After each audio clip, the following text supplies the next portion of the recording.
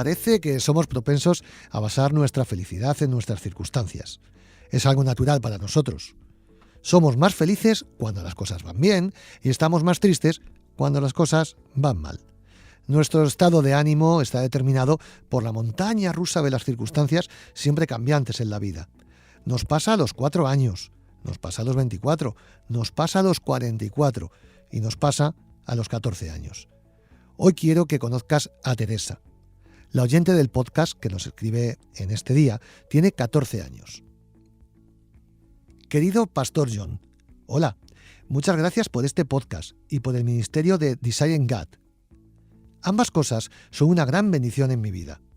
Recientemente he estado sintiendo cada vez más a menudo que mi felicidad depende de las circunstancias que me rodean. ¿Podrías ofrecerme algunos consejos bíblicos acerca de cómo puedo basar mi gozo en Jesús en vez de basarlas en las circunstancias? Verdaderamente doy las gracias a Dios por la vida de esta niña de 14 años. Cuando pienso en las cosas con las que luché cuando yo tenía 14 años, creo que no planteé las preguntas de la manera que debería haberlo hecho. Así que permíteme animarte y decirte que tu forma de plantear esta pregunta es una señal de que tu vida espiritual es notable, activa y madura, y sobre todo para la edad que tienes. Así que ánimo, veo que Dios está obrando en tu vida y eso es siempre un milagro maravilloso.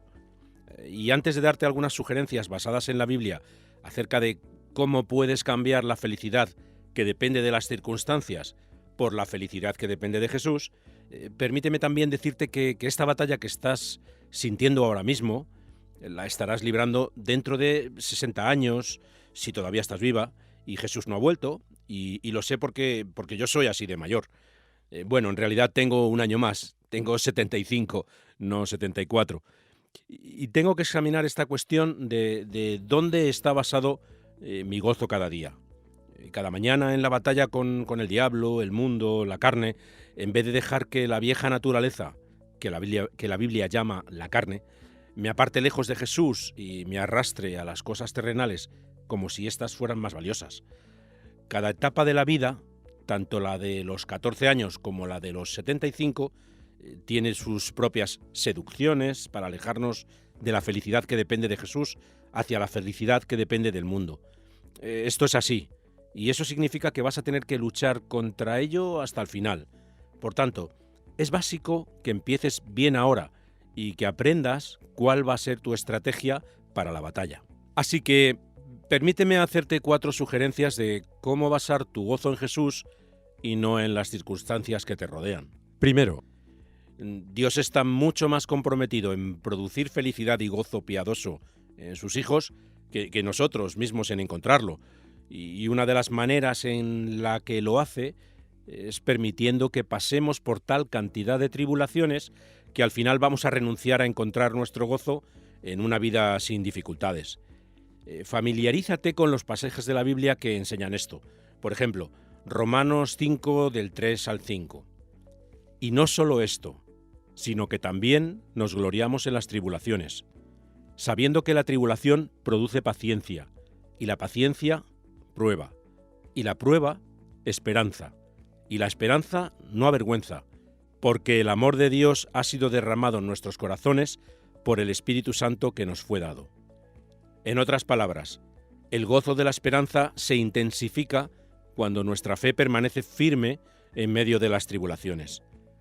También en 2 de Corintios 1, 8 y 9, donde Pablo dice: «Porque, hermanos, no queremos que ignoréis acerca de nuestra tribulación que nos sobrevino en Asia, pues fuimos abrumados sobremanera más allá de nuestras fuerzas, de tal modo que aún perdimos la esperanza de conservar la vida. Pero tuvimos en nosotros mismos sentencia de muerte, para que no confiásemos en nosotros mismos, sino en Dios, que resucita a los muertos». Dicho de otra forma, el propósito de Dios cuando nos lleva al borde mismo de la muerte es producir en nosotros el gozo basado en tener confianza plena en Jesús. Así pues, sugerencia número 1. Haz tuya para el resto de tu vida esta enseñanza bíblica. Te servirá de muchísima ayuda. Número 2. No es muy común. Piensa en ello. Te estoy sugiriendo que tomes todos los placeres naturales y no pecaminosos que Dios te da, y que hagas el esfuerzo consciente de ver y disfrutar o saborear a Dios mismo en dichos placeres y en sus frutos.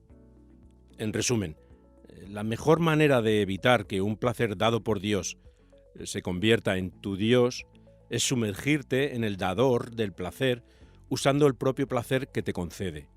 Recuerda que en todo esto Dios está tratando de mostrarte algo acerca de sí mismo y de cuán placentero es. Por ejemplo, la Biblia dice que la palabra de Dios es más dulce que la miel, Salmos 19:10, que Jesús es la luz del mundo, Juan 8:12, y el agua viva, Juan 4:10-14. Por tanto, cuando pruebes cualquier cosa que sea realmente deliciosa, o cuando pases de una oscuridad aterradora a una luz y un brillo hermosos, o cuando estés muy sediento y bebas un vaso de agua fría, en cada uno de esos momentos, dite a ti mismo que Jesús es más dulce que la miel y que Él quiere que lo saborees en la miel que te regala. Dite a ti mismo que Jesús es más brillante que esa hermosa luz y que quiere que lo disfrutes en su resplandor. Y dite a ti mismo que Jesús es más satisfactorio que esa agua fresca que te quita la sed y que quiere que te sacíes en Él, de la misma manera que has hecho al beber ese agua, porque Él es infinitamente más placentero. En otras palabras, forma el hábito de encontrar a Dios en todos los lugares de ese mundo donde haya algo bueno. Esto evitará que trates las cosas buenas como si fuesen Dios y evitará que desprecies el bien de Dios rechazando sus dones. Ninguno de los buenos dones de Dios está diseñado para que lo idolatres. Están diseñados para que probemos a aquel que los creó y para mostrarnos algo de sí mismo. Y me parece útil añadir esto: puesto que soy pecador y no merezco nada de Dios más que condenación, en consecuencia, toda cosa buena que recibo como hijo de Dios fue comprada para mí por la sangre de Jesús, sin la cual estaría condenado. Y baso esto en la línea de pensamiento en Romanos 8:32. Así pues, toda cosa buena no solo me señala la bondad del dador, sino que me señala el precio infinito que fue pagado por Jesús para que yo pudiera tener el don y el dador. Esto me ayuda a amarlo como debo. Espero que esto también te ayude. Número 3.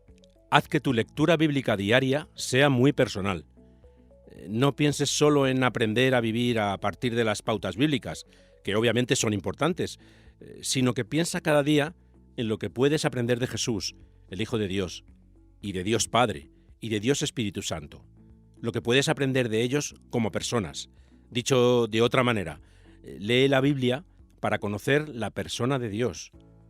Piensa siempre, amo a una persona, y recuerda, Dios es admirable, Dios es fuerte, Dios es sabio, Dios es amable, Dios es paciente, Dios es justo, Dios es misericordioso.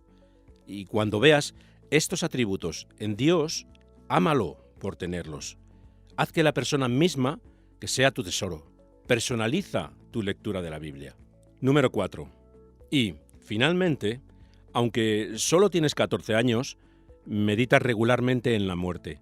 No lo hagas constantemente, solo de vez en cuando. El objetivo de hacerlo no es producir miedo en ti, ni tristeza, ni mal humor. Todo lo contrario. Si Jesús no vuelve antes, todos vamos a morir. No sé si tendrás 15 años o 95 cuando ocurra, pero ocurrirá. Y cuando llegue ese momento, todo menos Jesús perderá su capacidad de consolar. Todas nuestras posesiones, todos nuestros logros, toda nuestra apariencia e intelecto personal, toda nuestra familia y amigos, todos ellos fracasarán como la base de la esperanza y el gozo en el momento de tu muerte. Pero si conoces a Jesús personalmente, el día en que mueras no será el día en que simplemente dejarás las cosas con las que te sentías confortable, sino que será el día en el que entrarás en la presencia de la persona más importante de tu vida. Así que, gracias por hacer una pregunta tan buena con solo 14 años.